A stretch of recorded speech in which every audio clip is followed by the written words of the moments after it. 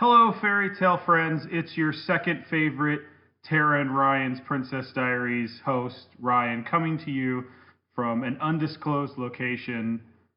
Just kidding, it's my sister's house. Wanted to come in and before we started the show, talk to you about another podcast that has been kind enough to advertise Tara and Ryan's Princess Diaries on their show.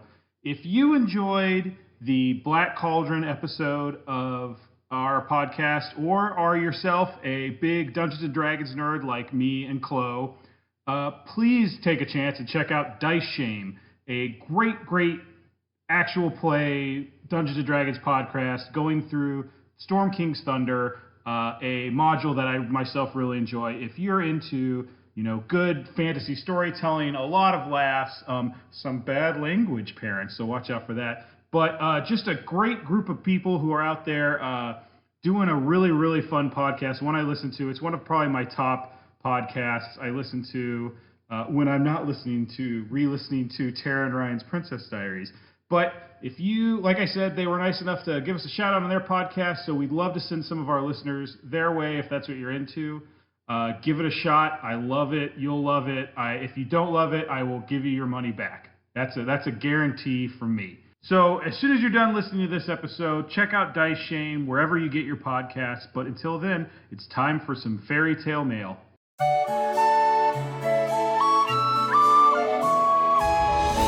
I'm Tara. I'm Ryan. We love Disney movies. So we decided to watch them all, from Snow White to Frozen 2 and beyond. Each episode will watch a different Walt Disney Animated Studios film and tell you all about it. Did we like it? Does it hold up? Who's our favorite hero? Or villain. We'll give you history and fun facts about each movie.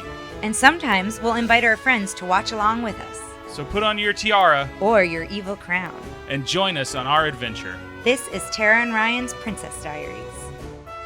Hello, fairy tale friends, and welcome to a fairy tale mail Oh boy! episode. Rhymes are fun. Of Tara and Ryan's Princess Diaries. I, of course, am Ryan, and this is Tara. If you don't know by this point. Thanks for introducing me. That's so kind of you. Thank you so much. Yeah, every once in a while we do a mailbag episode. We may have been harassing you on our social media for you to... Begging. Pleading for you to call and email us. And then we've gotten some mail, so we were super excited. Thank you for... appeasing us, I guess. I don't know. But we do appreciate it. Yes.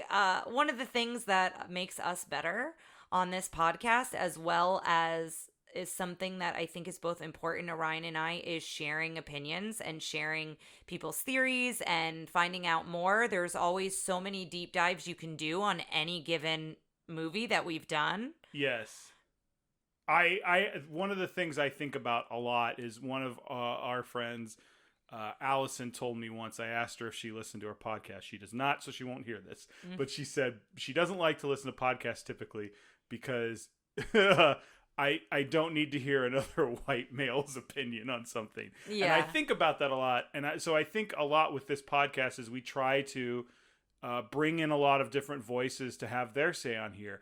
And when we're not always able to, sometimes people write. We love for people to write into us and let us know what they're thinking. So Amanda, our past host from Great Mouse Detective. And Alice in Wonderland.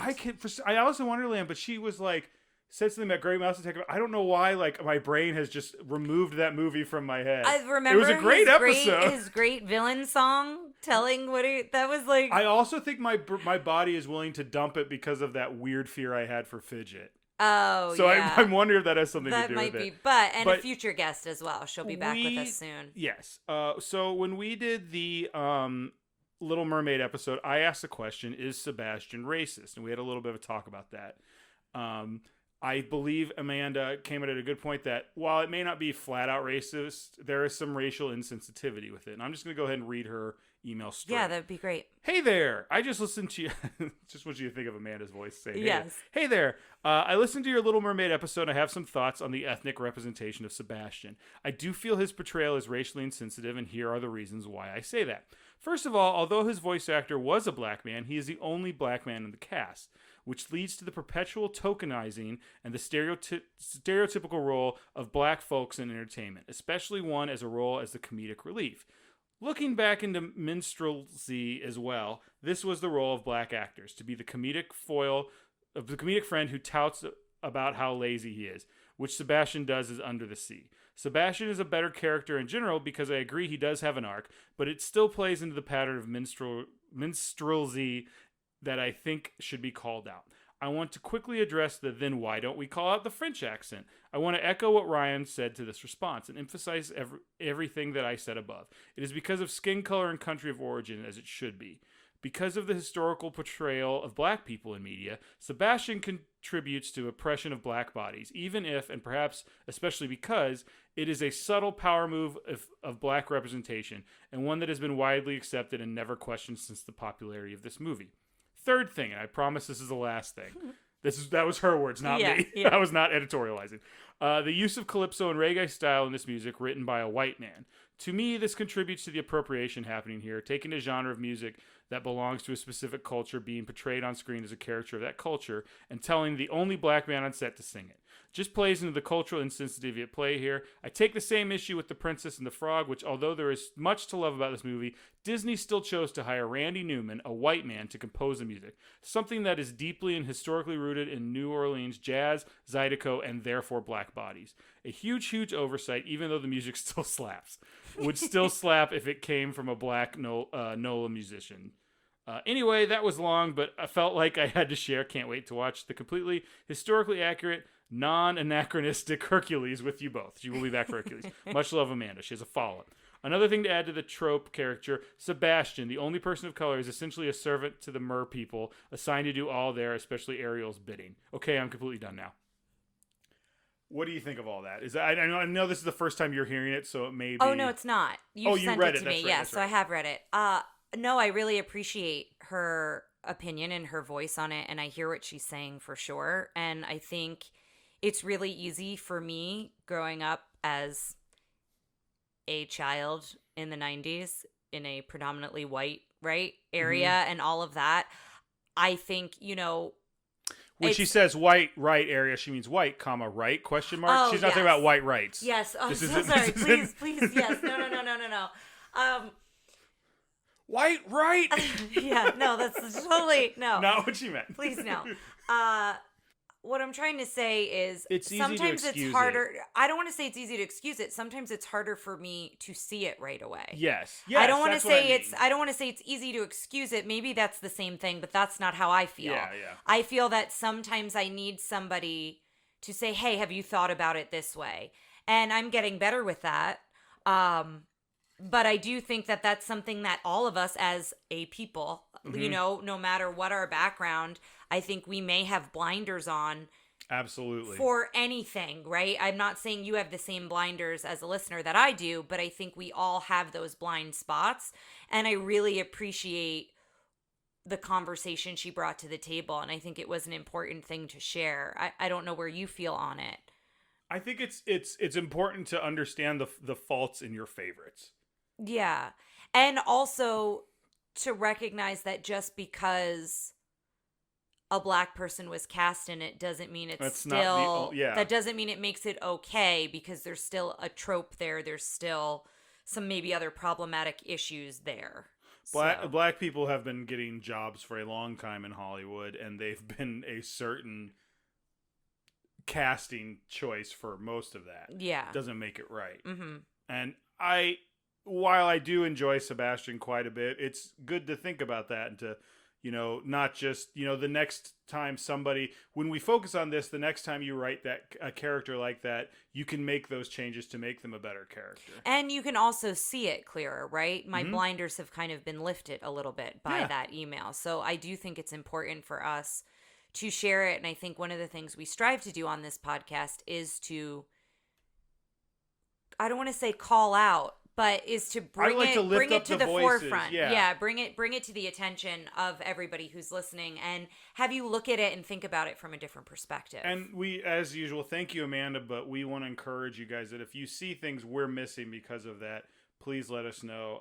Because of our bias, because we have them. I mean, absolutely. There's no way to avoid that, but we would love to hear from you. And again, we're sharing your emails and phone calls, but I'm going to plug it here. Yeah. Again, that's the best way to reach out to us, as well as on the Facebook page. We've really appreciated some of the discussions that have been brought forth on that as well. And so we definitely want to keep encouraging that. So speaking of the Facebook page, one thing we talked a little bit about in the Beauty and the Beast episode, which has come out. I'm saying it because it just came out this week, but it'll probably be a long time before this goes up. Anyway, it's hard not to. We had one of our listeners, Melissa, get back to us because we asked, was the rose part of the original story? And she was the first person to say this. A couple other people came to us too. Jeremy, thank you as well. But the rose apparently, yes, was part of the original story, in which that was the reason. I remember this now. That was the reason that Belle's father went into the Beast's castle to get like a rose for her. Yes. And that was, and she had siblings too. That I've heard. That I hadn't heard, but okay. I had heard the rose part. The siblings thing I heard, they made it sound like that was, her siblings asked for really expensive gifts, and she asked him for like a rose, which felt very much like what happened to Cinderella. When she wanted a twig, something that first branch. Yes, that brushes his shoulder or whatever. Yeah. So yeah, thanks for that. That was I'm glad to learn that. I feel like I remembered it, but I'm trying to remember what other version of Beauty and the Beast I know. It might have been when you did some research too. You might have come No, across it was. I'm definitely thinking of another version I saw, but I'm trying to figure out what it was. But anyway, so there's that. So our next email is from listener Richard, a friend of mine from college. Richard has quite a few. Did comments. Richard have the theory about Mary Poppins? No, that was Bob. Oh, sorry, Richard, to mistake you for Bob, but that was such a fantastic Bob, if you're theory. listening, Tara, this is her favorite theory of all time. So far, maybe Richard will surpass it. I don't know. Let's hear what he has to say. So first of all, one of the reasons we're doing this is because we've been doing this podcast for over a year now. So the title of his email is "Congrats on a whole year of podcasting." First of all, congratulations on bringing quality entertainment to the world with the TRPD podcast. Aww. That's pretty impressive. It's been great to hear not only your takes, but perspectives from your guests as well. I always look forward to seeing what new takes you have each week and what rabbit holes we get to follow you down from time to time. Thank you, Richard. That's so sweet. So he's got a few different things, so we're going to address these as we go. Okay. While I love the villain rankings you have been doing at the end of the podcast, I'm surprised you haven't done a Princess Prince ranking as well. Obviously, there is always the threat of bias, but perhaps with Disney remaking each version of their movies, it seems into live action, perhaps a comparison between the versions would be an interesting take. Just a thought. So the villains ranking is just because I think we're more villains people than Prince and Princesses, like pretty systematically. I also think the villains ranking is fun to sometimes force a villain into a movie, like we did with like some of the lesser villains are fun to just like say. Donald Duck's libido. Yes, that was probably the most ridiculous one we've forced into being. A villain. I don't see us doing a princess. We might do a princess prince, a protagonist bracket sometime. I'd like to do a bracket. I think that would be fun. Yeah. The last bracket we did was really fun and a lot of spirited and heated discussion over henchmen and sidekick. So I think it would be fun to do a prince and princess or a protagonist bracket. I think that might be a nice way to address it. Because, I don't know that we're super interested in creating criteria for those characters and to do a rating. But I like the idea of doing something with them. If I can make a suggestion for a mini-sode, I would love to hear you cover Turner and Hootch. Especially since there is a show coming to Disney+. Tom Hanks' comedic roots have always been in my mind since watching his movies such as the aforementioned T&H, Big, and even Splash. Oh, I love Big. I know I can't wait to check out the series given that many of the new Disney Plus shows are pretty good. So I don't think Turner and Hooch fits into anything we're doing, but because Richard has been such a devoted fan, I am making an audible right now. We will do a Turner and Hooch mini-sode. Now, are you opening that can of worms that anytime a listener Nope. requests something, maybe that we'll do not. it? I can do it, but for Richard, I am saying no, I'm Richard making a has statement been right really here. fantastic. I will agree. We will do a Turner and Hooch mini-sode, and it won't have anything to do with any of our other stuff. Just for you, we will do a Turner and Hooch mini-sode. Another suggestion for a mini-sode would be a more personal one. A day at Disneyland World. What attractions are a must-see? What rides are worth the wait? Which musical show should be put out of its misery to make way for either an update or something that deserves a spot? There would be hot takes, but I think I might bring lighthearted debate all in the context of you have one day at a park and you get priority everything. Throw in food option here too. I mean, I guess this is just a nice... Tara and I are, as of the moment... planning a Disney World trip in the pretty far future. Yeah, in the early stages of planning. So I will say I don't necessarily feel super comfortable or expert because it's been so long since I've been to the parks. But what I will say is Carly Wiesel, very amusing. Yes. Her podcast, but also if you just follow her, she is a journalist, a theme park journalist, and she basically covers everything Richard just asked. Yes. And it did it through the pandemic as well. She did one visit to Disney World in the midst of the pandemic to report back to people to say, I felt safe, I didn't feel safe, and she now is back at Disneyland and Universal. She's based in California. Podcast The Ride is another good one. Specifically, I suggest you check out Carly Wiesel's episode on Podcast The Ride, where she does Living with the Land, in which they discuss why a slow, boring boat ride is the best ride in all of Disneyland. Yeah, but I appreciate Richard's suggestion, and what I will say as a teaser is, once that Disney World trip becomes a reality for us, we do have plans to record while we're there. So we will definitely be giving opinions and hot takes after we've been to the parks. But I think for both of us, it's been so long since we've been. I don't know that we could do it justice before then. Have you been this? Oh, you're younger than me, so yes. I was gonna say, have you been this century? Yeah, the last time I went was in college. I went for a school, like our wind ensemble. Our wind ensemble traveled to different high schools to recruit, and then we ended up in Disney World. Was kind of the end of the trip. Our next point, I am still waiting for Tara's Kingdom Hearts report and how all the Disney worlds are linked together in the story. I figured there will be tons of WTQ, what the quack moments. But still, it should be a fun ride. Hopefully, you will also cover the Disney afternoon video games sometime down the road, from DuckTales to Rescue Rangers to even Gargoyles. Would love to hear Ryan's level design perspective, since that is his primary work, I think. I'm doing a lot more quest design and technical design now, but yes, I am currently in talks with another podcast. Check out 16-Bit Gladiators to hopefully do a Disney video game kind of crossover with them sometime.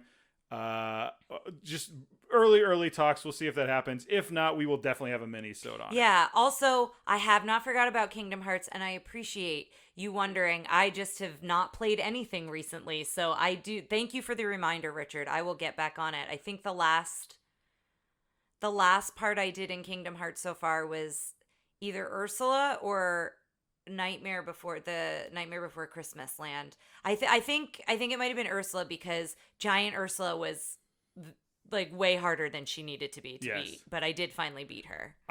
Every time I go on to like take off some games and download some new ones, I never take off. No, Kingdom Hearts, I do have to get back to it though. Speaking of Disney Afternoon, I would love to hear a retrospective of those shows, as you probably remember getting home to watch the shows. Sorry, Gummy Bears, for your bad time slot. Yes, I feel like Gummy Bears was the one that was like, it came on right as I got out of school, and so by the time I got home, it was almost over. I feel like I always watched Gummy Bears. You're on the East Coast, so I'm wondering if there's a weird difference and I'm there. younger, I don't know. And so you're maybe my school schedule is different.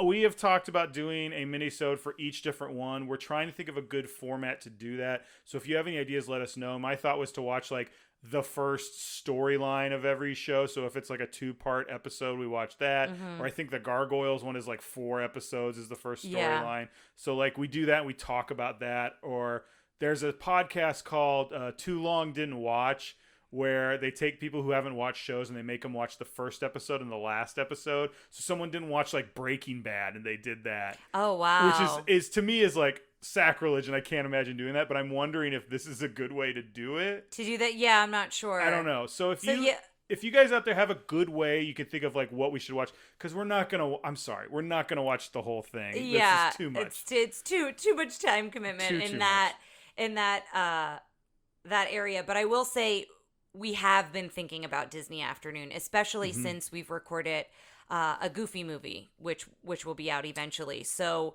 that got us thinking about think it's Disney next after this one. Okay, it got us thinking about Disney Afternoon a little bit more, and the Rescuers Down Under. We kind of talked about that as well. Best of luck in your continued podcasting endeavors, and I hope to see more polls with lively debate on the Facebook page. Speaking of polls, Molly, one of our listeners and future guests, sent this to me, which was something she did called Disney Song Survivor, which I believe is a bracket. So I'm going to go ahead and say this now. I don't know when we're going to do this. It's probably going to be a few months from now, and when I get to it. But let's say our next bracket's going to be the best Disney song, and we'll figure out how we're going to do that. Okay. Are you? Well, I'm wondering if you'd break it up into categories like you did with Henchman. Like, do you do all the villain song and you do the best villain song? You could do divisions in this one. You could do like the villains division, the love song division, and then have them compete. The I Wish division. I actually would I think prefer that than just like it all being one. Sometimes Tara just says, "Do what you want." Other times she's got input. I don't know. I think it would be more interesting to group it like that. Listeners, let us know if you think differently. I'm curious what your thoughts are, Ryan, with doing a bracket like that. I think I'd have to, like, when I do them, sometimes I see what I have, because I have ideas to do stuff like that, and then I look and I'm like, oh, this doesn't really work as well. But I think that's a good idea to have like maybe four divisions in a Sweet 16 or 32 or whatever. Question from Sean. Sean is actually at the bottom it says Sean and Jen. Sean and Jen are the host of the Bottled Up podcast, which is I don't know that us doing this podcast had any influence on him doing one, but I always feel like a proud podcast papa whenever I just see his stuff popped up. It's a wine podcast of sorts where they talk about wine and wine culture and that sort of thing. So his question is very appropriately themed. Have you ever considered enhancing your viewing experience by pairing a drink beverage with a particular movie, like a hurricane with Princess and the Frog, grog with Peter Pan, or fine wine with Beauty and the Beast? If so, what was the choice and why? Sincerely, your friends at Bottled Up, Sean and Jen. I love that. I will say, for the most part, we want to record sober because both of us get a little loopy, a little chatty. I know that's hard to believe because we're already very chatty. So we usually, as a rule of thumb, don't pair drinks with while we watch it. However, it might be fun to do that with childhood trauma. To pair drinks with, I'm not committing to that, but it might be fun, or maybe every once in a while. I don't know. Where do you stand on that? Mini episodes, maybe. I think the full episodes, we've got so much. There's a lot of work that goes into a full episode. Yeah, so much information. But I do like the idea, and I like his suggestions for drinks he would pair up with. So I don't know. Do you want to think of a movie that you would assign a drink to? I don't know so much. I wanna like have a drink while we do it. But as much as Sean, I think you've just volunteered to maybe go back through the back catalog of Disney movies we've done, and maybe as a new feature, a web feature after we release an episode, we'd love to hear what you would pair. Yeah. Whether it be a wine, I know you're taking you're studying to be a sommelier, so maybe a wine or a drink or whatever, or any of our other guests. If you've got good drinks that go with them, hey, post them on the Facebook page. Let us know. Maybe we can just do a mini-sode where we talk about Disney drinks or something. That's something that would we be could fun. do. Mm-hmm. Pairing them with the childhood trauma, like, I think, listen, that's too much. I don't want to be like, listen, here's how this scared me. But yeah, thank you very much, Sean and Jen. I'm thinking, I don't know if Jen listens, but well, do we want to just take a moment and pick one movie and assign a drink to it? I know this is just cheating, but I really like the idea of hurricanes with Princess and the Frog. Yeah. I mean, I would like a tequila sunrise with Moana. Really, I don't know if that pairs the way you want it to. I mean, a sunrise is nice, but I don't. It's like a classically Hispanic drink with a. Oh. But I like the idea of a sunrise. Think of it that. I was thinking of a tropical drink or pina colada. I was more so thinking a tropical drink to fit with the theme of like being out in the water. I just feel like mine every time would be a whiskey and ginger because that's my drink. That's what you drink. Just And I every feel time. like Whiskey I and just want to ginger. think of a tropical movie because I want to be on a Yes, tropical that's what beach you with want. a drink. Yeah. So Sean, our opinions were pretty clouded. I do feel like every time I see a Disney drink article, it's always like, here is the sugariest. Someone posted, I liked the description. I think they were villains drinks on the Facebook page. And I enjoyed that it exists, but I think they all would have been too sweet for me. Yeah. For what I enjoy. And I know some people love sweet drinks, but that's not me. I know I just said all these tropical drinks that I Yes. like, but that's not like my usual go-to. There are ones that are just like, it's like Midori and sugar with a cotton candy rim. It's like, Yeah. okay. You know, it's just like, good Lord. So I don't know if you've got an idea for maybe a more like adult drink to go with, not that the sugary ones are less adult, but ones that are maybe a little more Robust. sophisticated or challenging. That might be fun to do. But I know Sean and I have teased the idea of maybe doing a crossover episode with Bottled Up for when we get to Pixar and we do Ratatouille. Yeah, that might would a be good fun. one. That might be sometime in 2022. Yeah. The way our schedule's going. But maybe we can talk about that, Sean and Jen. So let me see. I think that's it, except for these two voicemails we have from. We're gonna start calling the phone number the Ryan Hotline. Because Ryan from Who Framed Roger Rabbit loves to call us. And we greatly appreciate it, Absolutely. Ryan. Don't stop. So I am going to play those for Tara right now. Hey, Tara and Ryan. Hope y'all are doing great. This is Ryan. Other Ryan. Wanted to say thanks again for y'all's podcast and everything. Love keeping up with it. Love hearing all of the episodes. Really enjoyed the sidekick face-off. I got really nervous about Little John not making it. I was excited to see him go all the way. I think you asked for Disney theories, and you probably covered this, but my favorite one is how they're all in the same kingdom, how the ship that Ariel's exploring is the parents from Frozen, and how Tangled is the people from Tangled are at the wedding in Frozen.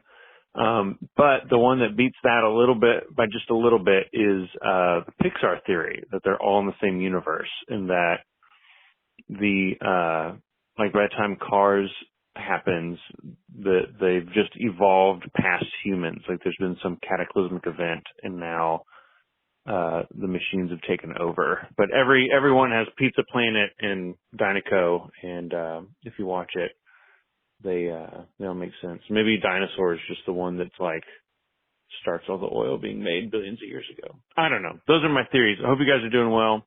Look forward to hearing season 2. I think we've talked about the one that is all in the last fairy tale mail, where all the ship from Frozen sunk on the way to the wedding, like Rapunzel's wedding or something, and then And they somehow, and that's how all the kingdoms Tarzan's are somewhat connected. Parents are from there, yeah.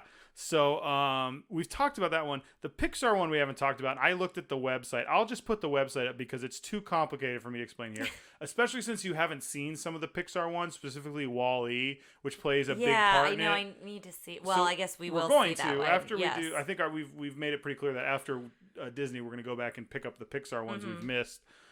Since Toy Story's coming up, I think we're going to do Brave as well. So I'll put up the website for that because there's a really cool comprehensive website that explains all that stuff. I think it's just called pixartheory.com. But I will also say this, speaking of Tangled, we wanted to kind of announce, I know we told some people that, or mentioned before that we had not seen Tangled and we weren't going to. I think we've mentioned it in several episodes because it's been brought up. We were going to save it until we watched it, but we have decided we're going to go ahead and watch it once. We're going to watch it once before the taping. Yeah, the more I thought about it, the more I realized I wanted to experience it and then go back. Tara takes a lot of notes. I take a lot of notes when we're watching, and I also do a lot of research that might spoil things. So that's kind of the other thing for me. Less the note-taking one and more the I don't want to do a deep dive and prepare for the movie and then get spoiled on things That's a that good up point. until this point I haven't been spoiled. Yeah, I know yeah. nothing. I mean, I know it's a version of Rapunzel.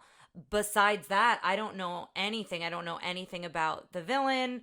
I don't know Mother Gothel, right? Yes. I don't know anything about, how any of the characters interact with one another or anything like that. So I think I had just turned to Ryan one day in the car and were we driving somewhere? I don't remember, but I turned to you and I was like, I want to watch Tangled before we do it on the podcast. No, and I think that makes sense. So we will at some point watch it, and then we'll be even more prepared when we do the full episode for it.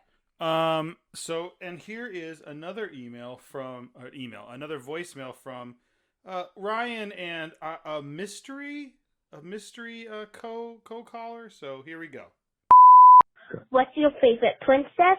What's your favorite sidekick? What's your favorite movie? Which one are yours? And which one are yours? I think I like Robin Hood and Little John and who? And a princess, Cinderella. How about that? What are yours? Oh, too shy. That was awesome. Well, thank you for that call. And a great question. Favorite princess, favorite sidekick, favorite. It's movie sidekick princess. Okay, so I'm curious, do you want to base it off of what we've recorded up to this point? Because I'm finding when we did the sidekick bracket and the henchman bracket, I found it was harder for me to rate ones that I hadn't seen recently. Agreed. So let's do that. And now I feel like I need a list to look at. So what is it again? Favorite sidekick. You really can't remember things if you No, that's why I take notes. You were getting on me earlier for it, but it's a real thing. Movie princess sidekick. Movie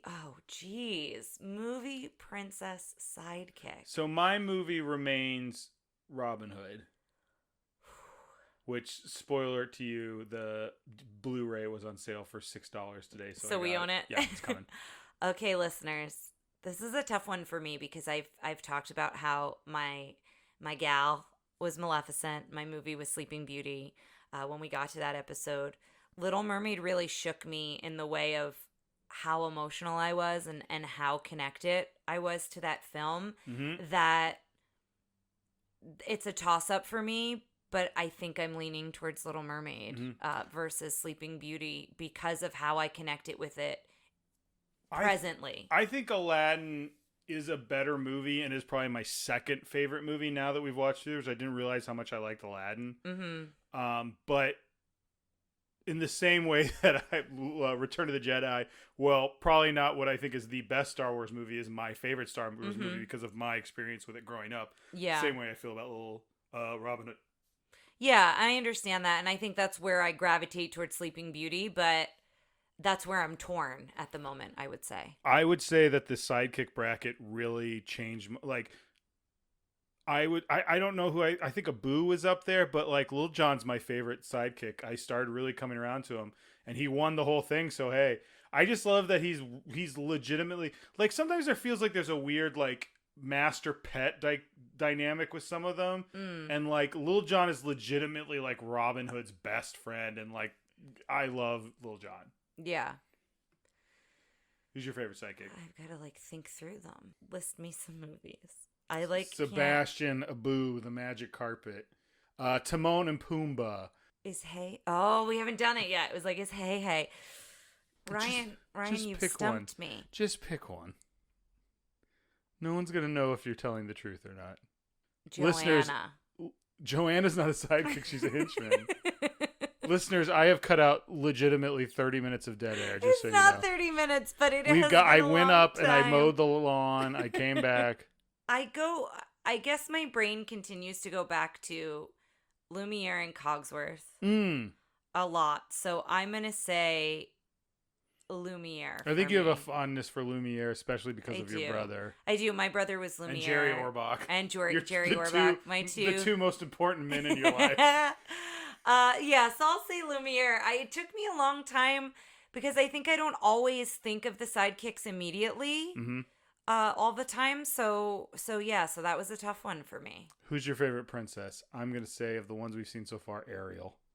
Yeah, Ariel. It would have been Cinderella until we got to Little Mermaid. Cinderella's kind. That's what I really like about Cinderella. She's so Cinderella is kind. one of the ones that I think people like go back on and think it's dumb. I really encourage our listeners to go back and watch Cinderella. I just think she's so kind and she's got such a good heart, and that's what like I connected with when we rewatched it. But now that Little Mermaid exists, Ariel has been my favorite. Absolutely. Well, that's all the questions and everything we have. I think we did good. Those are some good questions. Thank you guys for writing in. As always, our phone number is 707-YO-TRPD1. If you have something we've decided, if you want to call in with a gripe or something you don't like about the show, you have to start it off by saying, yeah, I got a bone to pick with you. Otherwise, we'll just throw it away and never listen to it. So, but we want to hear those too if they exist out there in the world. I will say, I think we said this on the last mailbag episode, but I'll reiterate it again. Part of what I've enjoyed most about this podcast is the discussions we've had, not only with our guests, but with friends of the podcast, people who listen to the podcast, people we don't know who are starting discussions on the Facebook page. If you're out there and you've never met me or Tara before in your life, we want to hear from you the most. Reach out to us. Let us know. And we see some of that on the Facebook page, but please continue to do so. Yeah. For us, that's the most exciting part, that we're reaching people beyond those who we know, which is always a great experience. But yeah, look out for the next bracket, guys. Send us your emails. Call us, please. 707-YO-TRPD1. We love a voicemail. We love a voicemail, and we will hear from you next time. All right, take care. Thanks for listening to Tara and Ryan's Princess Diaries. If you want to tell us your favorite Disney villain and why it's Gaston, send us an email at trprincessdiaries@gmail.com. Or you can send a tweet about how great Maleficent is to @TRPDiaries. Check out our Facebook group by searching for Tara and Ryan's Princess Diaries. Tara and Ryan's Princess Diaries are available on iTunes, Stitcher, Spotify, Overcast, and many more. Wherever you hear us, please be our knight in shining armor and give us a 5-star review. Thanks again, and until next time, remember to always live happily ever after.